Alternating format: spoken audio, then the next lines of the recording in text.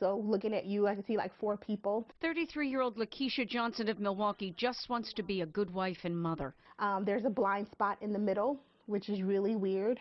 But her multiple sclerosis keeps getting in the way. My right leg going completely numb, where I'm dragging it all the time, like I can't feel it at all. Diagnosed in 2007, traditional drugs have failed her. Even chemotherapy with steroids, and the symptoms keep coming on. But there was new hope recently when her doctor told her she was an excellent candidate for a stem cell transplant study at Northwestern Hospital, which has shown great success using MS patients' own stem cells.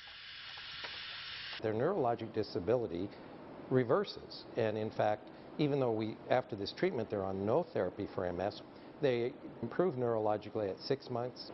They're better at 1 year than 6 months, and their maximal improvement is 2 years after the procedure, with reversal of what had otherwise been ongoing neurologic deficits. Dr. Burt says hundreds of patients from around the world have come to his lab to take part in the study.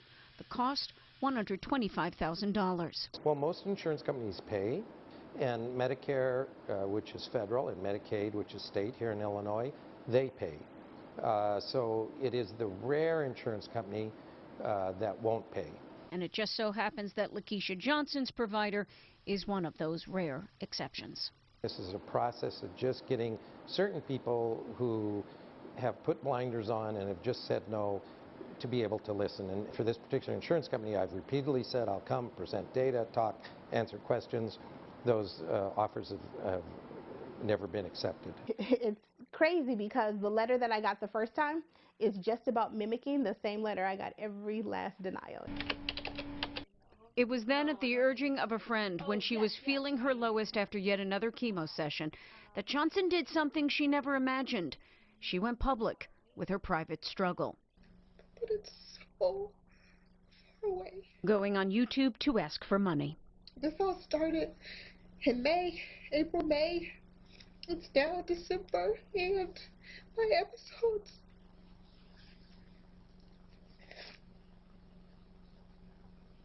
are almost weekly. So I actually haven't watched it since I did it, actually. Why? It's sad. I know it's weird because it's me, but hearing the story is probably harder for me than actually saying the story. She calls her blog Johnson's Footprints, and between friends, former classmates, and strangers, she's raised $12,000. I'm hoping that this will get out to the right people. While encouraged, Johnson's husband knows they've got a long way to go.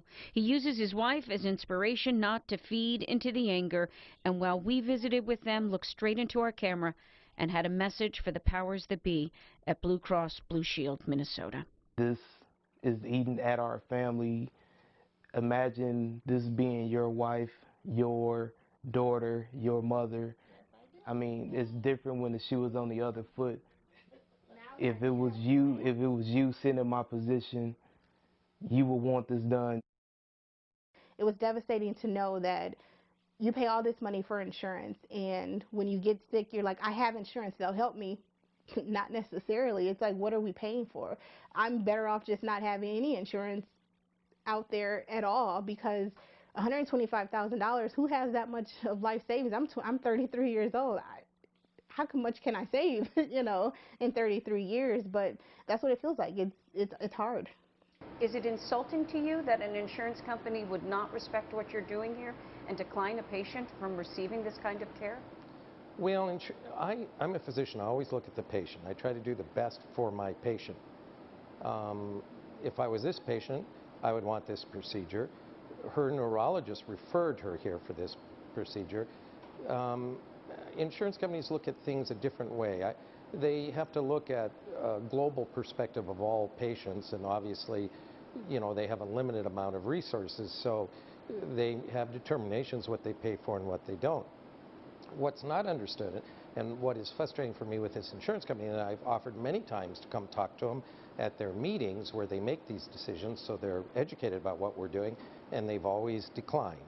But what I think they don't understand is not only is this the only therapy that reverses disability, that is an improvement in EDSS by 1 or more point, which no other therapy has been shown to do, as long as we get it early enough in the stage of the disease, but that it is actually quite likely very cost effective. Now, we haven't done a cost analysis, but if you look at the cost of Tysabri or Gilenya, which are extremely expensive drugs, second-line therapy, which is where we would use this treatment, our treatment, which is a one-time treatment, we stop all treatment afterwards, would pay for itself probably within 18 months. Did you want to give up? No, not really. The reason I can say no is because of my son. I know I have to live for him, and being married. My husband had to watch his father die of an autoimmune disease when he was 18 years old. He spent his teenage years just watching him dwindle down, and the thought came in my mind, if I have to do that to him being his wife, I can't do that. I can't live with myself knowing that I put him through something so devastating again. So giving up was never an option. Giving up is not an option. Since I first reported this story in February, Blue Cross Blue Shield of Minnesota has not changed its mind. LaKesha is deteriorating with another chemo treatment, but I did have contact with her recently, and she says the family is hopeful, hosting another fundraiser. Donations can be made care of U.S. Bank, any branch care of Johnson's Footprints, that's the name of LaKesha's blog, or checks can be mailed to P.O. Box 250688 in Milwaukee, Wisconsin, zip code 53225.